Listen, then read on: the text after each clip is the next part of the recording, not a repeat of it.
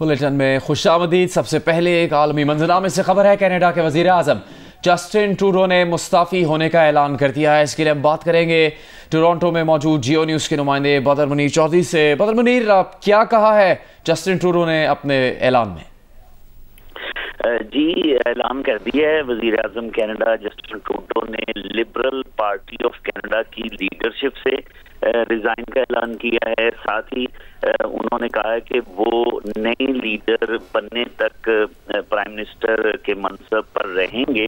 हालात कुछ ऐसे थे, यहाँ पे लोग काफ़ी फाइनेंशियल क्राइसिस में मुब्तला हो गए थे और इमिग्रेशन के क्राइसिस थे, और इस दौरान जो कनाडा की अपोजिशन पार्टी है कंजर्वेटिव पार्टी, उन्होंने ऐलान किया था कि 27 जनवरी को पार्लियामेंट के इजलास में नो कॉन्फिडेंस मूव लेकर आएंगे, और जो लिबरल पार्टी की इत्तेहादी पार्टी है एनडीपी, उसने भी साथ छोड़ने का ऐलान कर दिया था। जस्टिन ट्रूडो आज गवर्नर जनरल मैरी सिमोन से मुलाकात की, उन्होंने अपने इरादे का इजहार किया।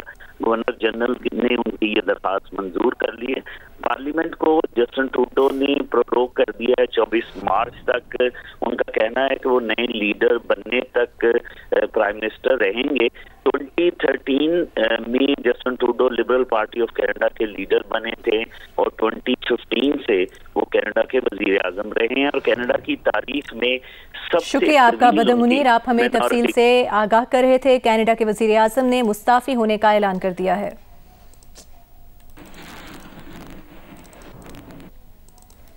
पेशावर के अस्पताल में कुरम एजेंसी के साबिक डीसी जावेद महसूद का कामयाब ऑपरेशन कर लिया गया है। जराये के मुताबिक डॉक्टर्स ने ऑपरेशन करके जावेद महसूद की रान की हड्डी जोड़ दी है। इसी के लिए हम बात करेंगे ब्यूरो चीफ जियो न्यूज़ पेशावर शकील फरमान अली से। शकील, क्या तफसील अब तक सामने आई है?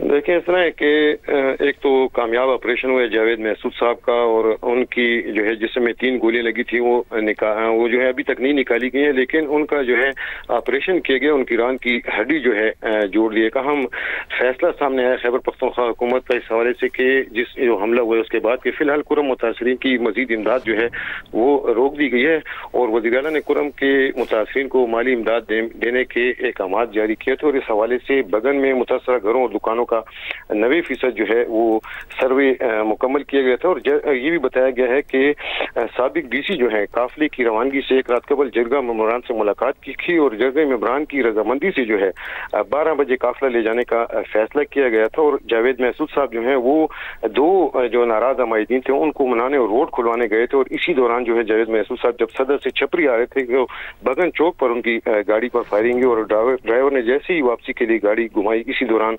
जावेद महसूद साहब को 3 गोली लगी हैं। हमारी बात हुई है बैरिस्टर सैफ साहब से, खैबर पख्तूनख्वा हुकूमत के तर्जुमान है। उन्होंने कहा है कि जिन इलाकों के लोग हुकूमत से ताउन नहीं करेंगे उनकी माली मदद।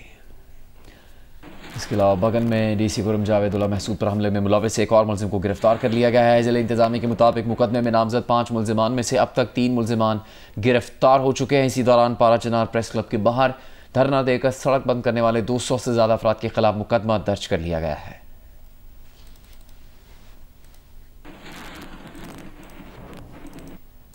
वज़ीर आज़म शहबाज शरीफ 8 जनवरी को कराची आएंगे। बिजनेस कम्युनिटी से मुलाकात करेंगे। विफाक ऐवान हयात सनत और तिजारत और कराची चेंबर ऑफ कॉमर्स की नुमाइंदा शख्सियात से मिलेंगे।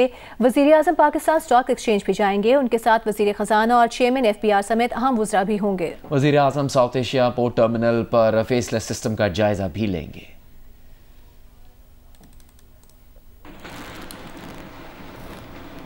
आज बानी PTI से जेल में मुलाकात करने वाले वकील फैसल चौधरी ने जियो न्यूज़ के प्रोग्राम आज शाहजेब खानजादा के साथ में गुफ्तगू करते हुए कहा है कि राना सनाउल्ला और दीगर मेंबरान ने मुज़ाकराती कमेटी की बानी PTI के मुलाकात करवाने की कोशिश की, लेकिन कोई है जो मुज़ाकरात को सबूताज करना चाहता है। हुकूमत को देखना चाहिए कि कमेटी को बानी PTI तक रसाई क्यों नहीं दी जा रही। फैसल चौधरी ने कहा कि उन्होंने दरखास्त की है कि कल बानी PTI के वकला की बजाय मुज़ाकराती कमेटी के अरकान की मुलाकात करवाई जाए।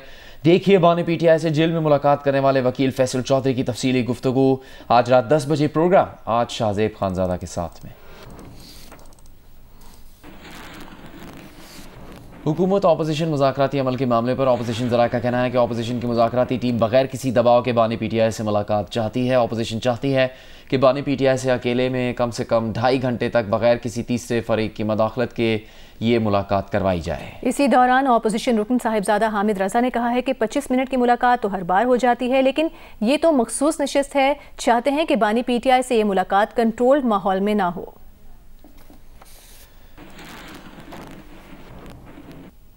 इक्तिसादी राबता कमेटी ने वजारत दिफा के लिए 1 अरब 94 करोड़ रुपए जबकि वजारत इत्तलात के लिए 2 अरब 46 करोड़ रुपए की तकनीकी ग्रांट की मंजूरी दे दी है।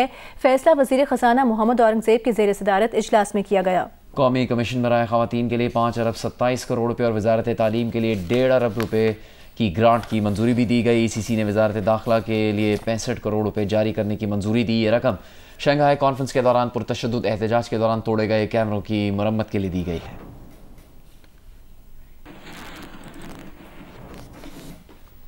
वज़ीर आज़म के सियासी मुशीर और हुकूमत की जानिब से कमेटी में शरीक राना सनाउल्लाह ने PTI की मुज़ाकराती कमेटी की बानी PTI से मुलाकात ना होने पर रद्द-ए-अमल दिया है। जियो न्यूज़ के प्रोग्राम आज शाहज़ेब खानज़ादा के साथ में राना सनाउल्लाह ने कहा कि उनका ख्याल है कि अगर आज कमेटी की बानी से मुलाकात नहीं हुई तो सुबह ज़रूर हो जाएगी। देखिए राना सनाउल्लाह का तफसीली इंटरव्यू आज रात 10 बजे जियो न्यूज़ के प्रोग्राम आज शाहज़ेब खानज़ादा के साथ में।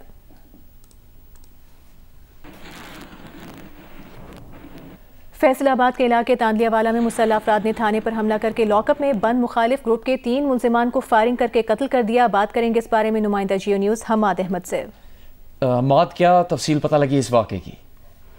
जी, ये वाकया आज सुबह ये पेश आया था कि थाना सदर तांदलियावाला की हवालात में कैद जो मुलजमान थे मुकदमा कत्ल के, थाने के अंदर घुसकर मुसल्लह अफराद ने उनको फायरिंग करके कत्ल कर दिया। और पुलिस का ये कहना था कि जो वो हमलावर हैं वो थाने के अकब से सीढ़ी लगाकर थाने के अंदर घुस गए और उन्होंने ये लाकानूनियत की। और ये थाना सदर और थाना सिटी तांदलियावाला दोनों मुल्हिका हैं। और पुलिस का ये कहना है कि उस वक्त 8 से 10 जो पुलिस एहलकार थाने के अंदर मौजूद थे और जो सेंट्री वहां पर मौजूद था उसकी जानिब से मुज़ाहमत भी की गई, ताहम मुलजमान ये वारदात करके आसानी के साथ फरार हो गए। और ये 2 जो बरादरी हैं उनमें दुश्मनी चली आ रही थी तकरीबन पौने 2 साल से, और अब ये वाकया पेश आया है। और इस वाकये के बाद इतनी बड़ी तादाद में पुलिस एहलकार भी मौजूद थे, फिर भी इन मुल्जिमान को रोकने वाला कोई नहीं था।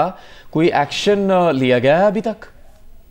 अभी तक इस जो गफलत सामने आई है कि सिक्योरिटी के हवाले से कोई भी एक्शन हमें सामने नजर नहीं आ रहा। पुलिस का यही कहना है कि इस हवाले से IG पंजाब की जानब से एक आला सतही इंक्वायरी कमेटी तश्कील दी गई है, उसकी रिपोर्ट आएगी तो उसकी रोशनी में कार्रवाई की जाएगी। लेकिन इन मुलजमान को जो सिक्योरिटी थ्रेट था इस हवाले से थाना सिटी की बजाय इनको थाना सदर की हवालात में रखा गया था। इसके बावजूद वहां पर सिक्योरिटी का इंतजाम नहीं था और ये SP जो सदर डिवीजन है उनके दफ्तर के करीब और 2 थाना की एक साथ जो मुल्हिका मारते हैं और हाई सिक्योरिटी एरिया में ये वाकया पेश आया है। और लाकानूनियत के बावजूद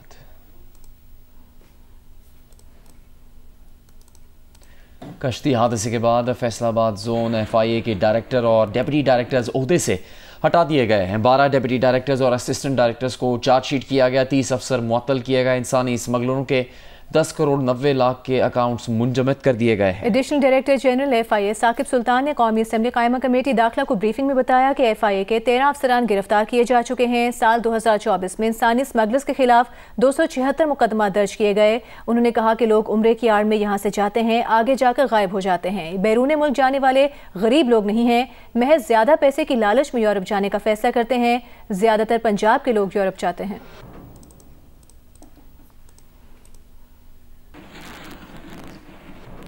केप टाउन टेस्ट में पाकिस्तान टीम इनिंग्स की शिकस्त से बचने में कामयाब, लेकिन मैच न बचा सकी। टेस्ट के चौथे दिन पाकिस्तान ने 213 रन 1 विकेट से इनिंग्स आगे बढ़ाई। Night watchman Khurram Shahzad 18 run बनाकर आउट हुए। मिडिल ऑर्डर में कामरान गुलाम 28 और सऊद शकील 23 रन बनाकर पवेलियन लौटे। कप्तान शान मसूद ने 145 रन की इनिंग्स खेली। मोहम्मद रिजवान और आगा सलमान ने 88 रन की शराकत बनाकर टीम को इनिंग्स की शिकस्त से तो बचा लिया, लेकिन दोनों खिलाड़ी बिलतरतीब 41 और 48 रन बनाकर आउट हो गए। आमिर जमाल ने 34 रन बनाए। पाकिस्तान की पूरी टीम 478 रन बनाकर आउट हो गई। जनूबी अफ्रीका ने 58 रन का हदफ बगैर किसी नुकसान के हासिल कर लिया। मेजबान टीम ने पहले टेस्ट में 2 विकेट से और दूसरे टेस्ट में 10 विकेटों की फतह के साथ सीरीज में क्लीन स्वीप मुकम्मल कर लिया। पाकिस्तान के सुहेल अदनान ने British junior open squash championship जीत ली। 18 साल बाद किसी पाकिस्तानी प्लेयर ने ब्रिटिश जूनियर अंडर 13 का टाइटल जीता है। पाकिस्तान के सुहेल अदनान ने अंडर 13 कैटेगरी के फाइनल में मिस्र के top seed player Muiz Tamir al Ghazi को पूरे 5 गेम के बाद हराया। एक मौके पर सुहेल अदनान 2-1 के खसारे में थे, लेकिन उन्होंने कमबैक करते हुए 3-2 से मुकाबला जीता और टाइटल अपने नाम किया। फाइनल में सुहेल अदनान की जीत का स्कोर 11-5, 5-11, 6-11, 11-7 और 11-5 रहा। 18 बरस बाद कोई पाकिस्तानी खिलाड़ी ब्रिटिश जूनियर का अंडर 13 कैटेगरी का फाइनल जीतने में कामयाब हुआ है। 2007 में नासिर इकबाल ने आखिरी मरतबा ब्रिटिश जूनियर अंडर 13 का टाइटल अपने नाम किया था। मकबूजा मगरबी किनारे के गांव अल-फंदूक के करीब एक बस और दीगर गाड़ियों पर फायरिंग से 3 इसराइली हलाक और 7 जख्मी हो गए। इसराइली फौज ने हमले के बाद करीबी कस्बों को घेरे में ले लिया। दूसरी जानिब इसराइली फौज का कहना है कि शिमाली गजा से 3 रॉकेट इसराइल पर दागे गए। एक रॉकेट को इसराइली फजाइये ने मार गिराया, जबकि 2 दीगर सदरुत और एक खुले इलाके में गिरे। सऊदी अरब में बहर अहमर से नमूदार होने वाला हवा का बगोला राबिक शहर के साहिल से टकरा गया। समंदर की लहरें बुलंद हुई। बगोला देखकर लोग खौफजदा हो गए। अरब मीडिया के मुताबिक बगोला ज़मीन से टकराकर ख़त्म हो गया। किसी किस्म का नुकसान रिपोर्ट नहीं हुआ।